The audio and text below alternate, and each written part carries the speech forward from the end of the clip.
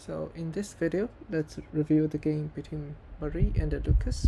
So this is a game from UK Chess Challenge Tera Finals in 2025. So I played d4, knight f6, c4, e6, knight c3, bishop b4. So this is typical Nimzo Indian defense. I play a3, exchange, and b6. So this is a typical structure where black is going to move the bishop to b7, controlling e4 square. So these two pawns block the bishop, so it's better that the light square bishop move to b7. And the e4 square is very important for both sides.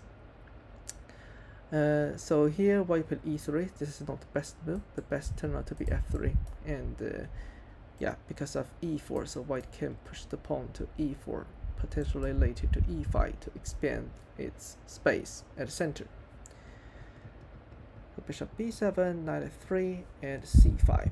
So instead of c5, black could move the knight to e4 immediately, and then later d6, knight d7, and knight f6 to connect knights and strengthen its control to the at the e4 square.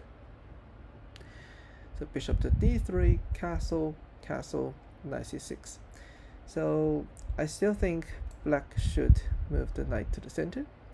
Otherwise, if we play bishop to c6, the knight blocked our bishop, and white couldn't play e4. And after this move, white has better position, plus 0.5. And also, as I said, later after e5, our knight doesn't have a good square to go. And look at this long bishop pairs. So white could launch attack at the king side very easily. So e4, this is what the engine recommend. And also we can play d5, knight d7, knight f6 to control the e4. White didn't do e4, white played a4. So I assume the purpose is moving the bishop to a3 to attacking the pawn. But as I said, the most important thing to control is the e4 square and trying to advance its space at the king side and the launch attack. So d5, bishop a3, and knight d7. So this move is not the best. It's passive, and black has much better way to make the c5 pawn safe. I understand the pawn is pinned, but black could play knight a5 to attack the c4 instead.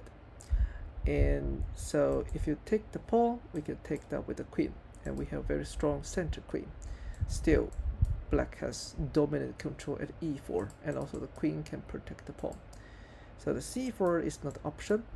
Black can take the pawn, and this is the best way to protect the pawn and improve the position of the queen. So knight d7, and white played queen c2. This move was a miss, so instead white should take the pawn and then play queen b1 to attack the pawn at h7. And if white play pawn to here, we can take the pawn. The reason we move the queen to b1 because this is a semi-open file, and we can win this pawn because this b6 is pinned. So queen c2, h6, rook d1, and rook e8, rook e1. So white tries to develop the rook. It's okay, but after the pawn exchange, black managed to balance the position. Knight f6. So this move is not the best. The best turned out to be rook c8, and it's quite straightforward because this is the semi-open file black can dominate, and this makes white really difficult to take the pawn because there is potential discovery attack. So knight f6, white played knight e5, it takes the pawn. This is a mistake because this weakens black's control at the e4 square. Again, the e4 square is really important, and still black should play rook to c8. White took that with the bishop. Actually, the best turned out to be knight takes because same reason, white should leave the bishop at this diagonal, controlling e4, And also, if you look at the bishop at c4, it faces very strong, like, connected pawns. The bishop is less powerful as being at d3. So yeah, you should take that with the knight. Knight to a5. So again, rook c8. That's the best. It makes the bishop unable to move. Knight a5 and knight b4. This is a very good move. Attack the rook, rook c8, and queen e2. Knight c6, rook c1, and so this is how we deal with a pinned piece. So we just add one more pieces to pose more pressure. If takes the knight, white would take it. So there is two attacking. If knight d7, the knight will get pinned, and white can win material. So queen d5 and f3. So this move is not the best. The best move is e4, and I think white can win material because of this two strong bishop pair.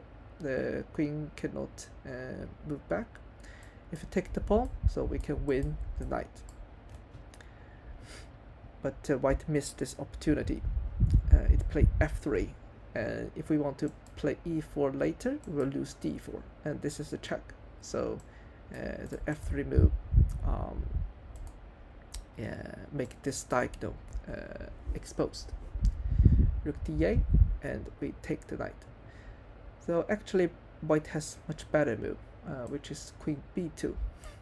The reason is we should still hold the pressure on this knight. If we trade everything, that minimize our strengths.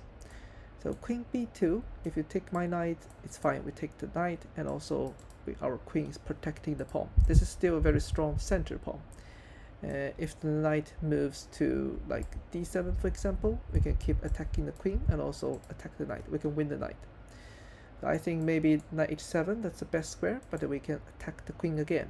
And the queen d4, we can takes, trade the rooks, and we can control the c file. The bishop move to b7, and we can move the rook to 7th rank. Attack the bishop and the pawn. So I think the bishop is trapped. If the rook to d8, we can move bishop e7. Again, either the bishop or the rook will be captured. So this queen b2 move is very important to strengthen white's control at the center.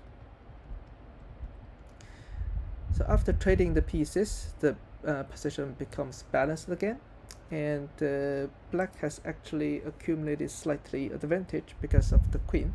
It's a very strong center queen, and the white doesn't have pair bishop anymore. So trade the rooks. So this is a typical mistake young players usually do. So instead of trading the rooks immediately, we should move this rook to double the rook to strengthen our control in the c file rather than trading the rooks. Because of this trade makes white control the c file again. Queen b3, this is a very good move for king. Bishop e7, and after the exchange, it makes the white king exposed. Rook a1, so this move is passive. I understand white wants to protect the pawn, but instead of making our rook passive, so the best move is rook c7, giving another pawn, but aiming at the f7 weakness. If you took my pawn, white can play queen e1, threatening queen g3. So, for example, if you keep pushing the pawn, we can check the king here, and queen d6. Go here, and yeah, I think white can get a draw, which is an acceptable outcome. So rook a1 and e5. So still, this is about the control of the open file. So rook c8 is the best move instead of opening another file. Since you can control a full open file, why not just dominate that and then move your rook to the 2nd rank and launch an attack on the king side. So e5 takes the pawn, rook takes. So blacks apparently want to attack the e3 pawn, and white protect the pawn with the king. Rook f2, rook a2. So here black has make the position better because of both rook and the queen are more active than the white queen and the rooks. Rook c5, So actually rook c3 is better, attacking the e3 pawn. If you play e4, so our rook can move back again. So this makes this diagonal quite exposed, which makes the white king not unsafe. So rook c4, and white can get rid of this threat by a5, and white didn't do that because white wants to check the king to get repetition, which makes sense. I think as I said, the white queen and the rooks are a bit more passive, so it's good outcome to get draw instead. That's it.